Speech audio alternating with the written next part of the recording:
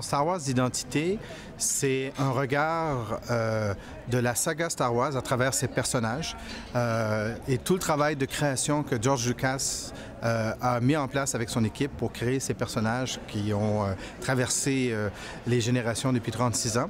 Mais c'est aussi une exposition où vous apprenez un peu mieux qui vous êtes, puisque on explore toutes les sciences de l'identité. Alors, on explique qu'est-ce qui fait que vous êtes vous. Et pour le faire, on le fait de façon amusante, puisque vous êtes au centre de l'expérience de l'exposition, alors qu'on vous demande de créer votre propre personnage de Star Wars.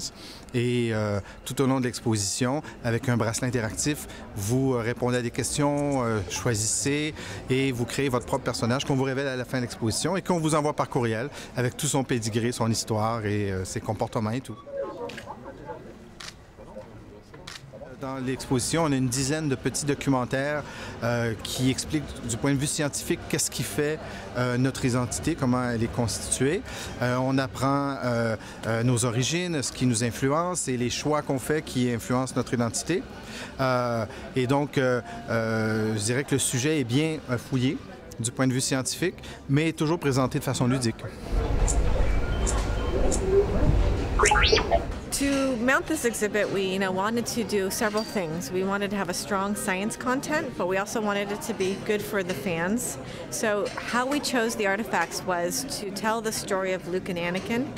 And in doing so, we were able to find that we had all the main characters represented throughout the exhibition.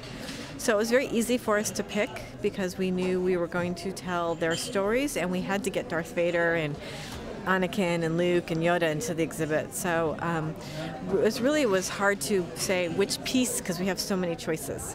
So it was more of narrowing it down.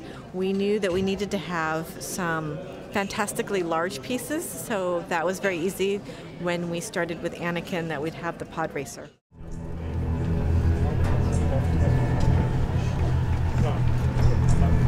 And there's a few pieces that are one of a kind, and that they're the only ones from the Star Wars films. That makes them the most unique or rare. So Yoda is a good example of that.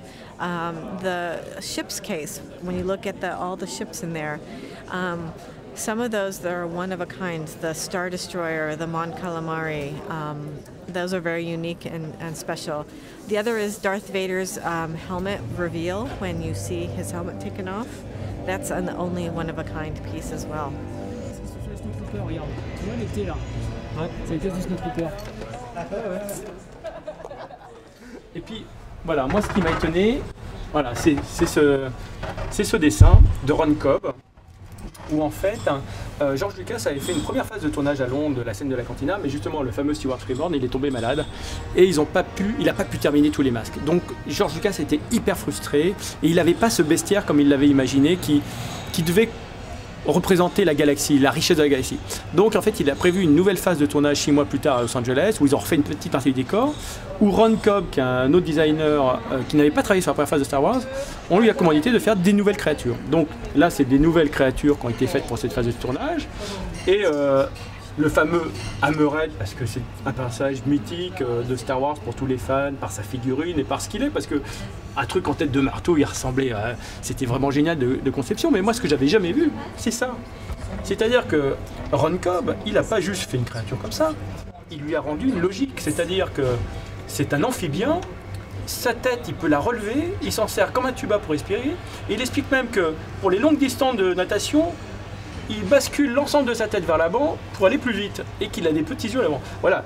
Et ça, c'est ça qui est génial dans les artistes, c'est que il n'a pas juste fait ça. Pour lui, il a fallu qu'il y ait une logique dans l'univers Star Wars. Et grosso modo, ça, on peut l'appliquer à beaucoup de choses dans l'univers de Star Wars. Et c'est ce qui en fait la richesse et qui passionne les fans. C'est que derrière tout, il y a une réalité. Et pourquoi Star Wars a tellement marché à l'époque, c'est que, ouais, à 10 ans, ça faisait limite documentaire, on a cru que cet univers existait parce que c'était réel, parce qu'il y a une maestria des effets spéciaux, du son, une fois de plus, voilà. C'était réel, c'est le maître mot qu'avait sûrement en tête George Lucas quand il faisait son film. Il faut que je fasse croire à cet univers.